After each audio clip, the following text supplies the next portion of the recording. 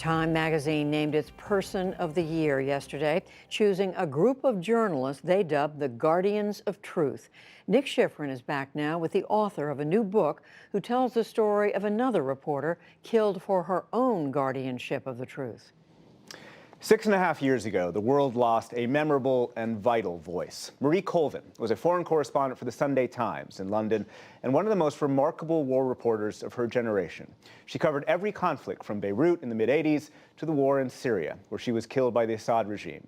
Back in 2001, she lost her left eye in Sri Lanka, and a few weeks later, she wrote, "Why do I cover wars? I did not set out to be a war correspondent. It has always seemed to me that what I write about is humanity in extremis, and that it is important to tell people what really happens in wars." In Extremis, the life and death of the war correspondent Marie Colvin is a new biography from Marie's friend, Lindsay Hilsum, the international editor for Channel 4 News, and it is my pleasure to have you here on the News Hour. Great to be here. One of the remarkable things that comes out in this book with diary entries and real access to everything that Marie wrote was her fearlessness and something that really drove her. And let me read one excerpt from the commencement of Yale when she graduated in 1978 from the Yale Daily News. "It doesn't matter if you mess up, choose the wrong road, flop in Vegas. What's important is to throw yourself in head first, to go for the gusto. And if you blow it, you blow it." How important was fearlessness to Marie Colvin? But she didn't blow it, did she? And I think that what I learned about Marie from her childhood on Long Island, I was lucky enough to go to where she was brought up in Oyster Bay and spend time with her family. And, you know, she was the eldest of 5 children. And they used to play this game called Dead Man's Branch, where each child had a tree and they would climb out along the branch. And the one who won was the one who could stay longest as they got to the flimsy end without it breaking. Well, you can guess which was the child who always won that game. She always pushed it that little bit further. And I think that in that rebellious little girl, I saw the seeds of the brave woman, the war reporter who I met many years later. The second aspect that really comes across in the book is that she was, frankly, attracted to war. She was attracted to men who were connected to war, whether for relationships or the leaders, and also a desire to see the world and to, frankly, experience danger, I think, as you write, to match her appetite for life.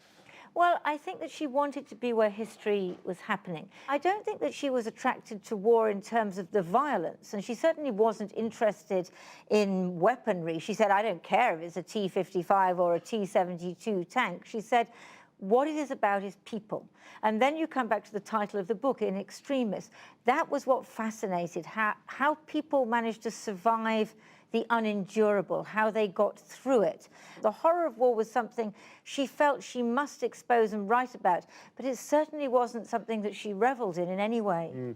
And she expressed and had, and also wanted her readers to have, so much empathy, I think, for people and so much understanding for what the people, the victims of war, were going through. And let me just read a couple of extraordinary passages that she wrote.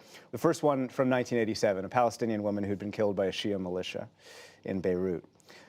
Though her hair was clotted with blood, Haji Ahmed Ali seemed younger now that she'd been cleaned. Her body was soft and shapely. She wore 2 tiny gold earrings. Someone opened her fist and cleaned out the handful of blood-soaked dirt she had clenched in her pain. And in Baba Amr in Homs, where she died in February 2012.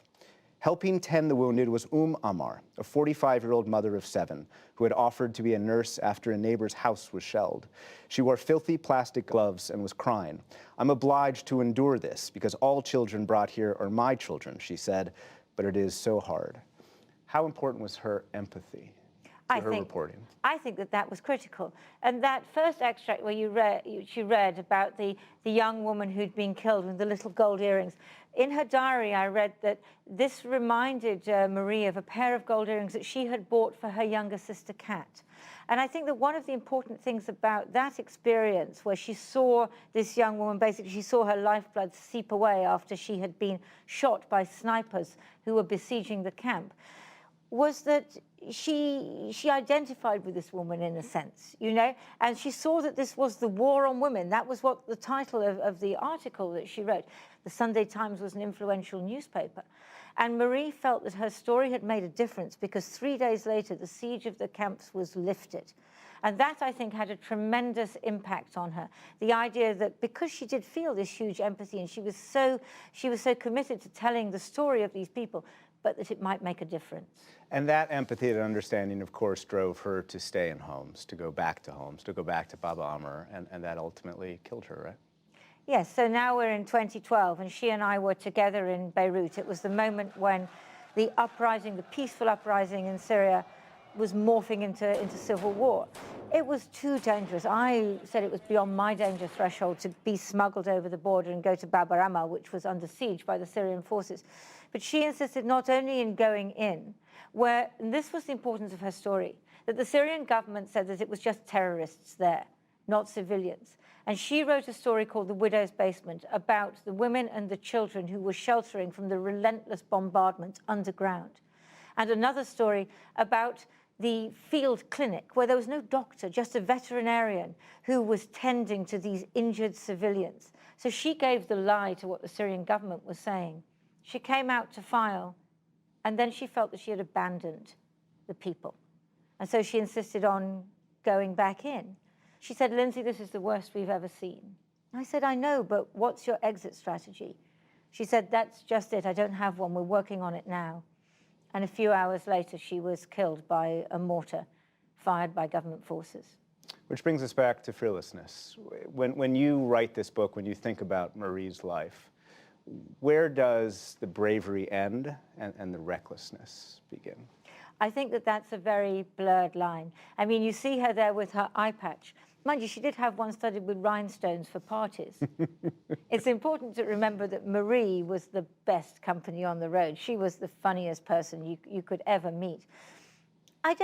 In some ways, fearlessness is wrong. It's to do with overcoming fear. Because she was so committed to the story, that was why she overcame the fear she had. And I think, obviously, you can look back now. You know, she had a cat, Billy Smith. He lived his 9 lives. Maybe she lived hers. But I suppose what I feel is that there's been so much emphasis on the violent and tragic nature of her death that I hope that in some way by writing the book that I have, I guess, brought her back to life. And I think you absolutely have done that. Lindsay Hilsum, the book is called In Extremis, The Life and Death of the War Correspondent Marie Colvin. Thank you very much. Thank you, Nick.